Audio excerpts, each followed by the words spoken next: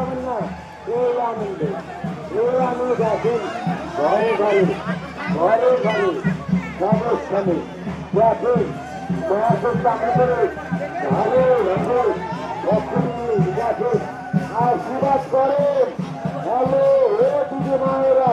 দিদি দিয়ে আমার মাকে পুষ্ট করে হে দিদি মায়েরা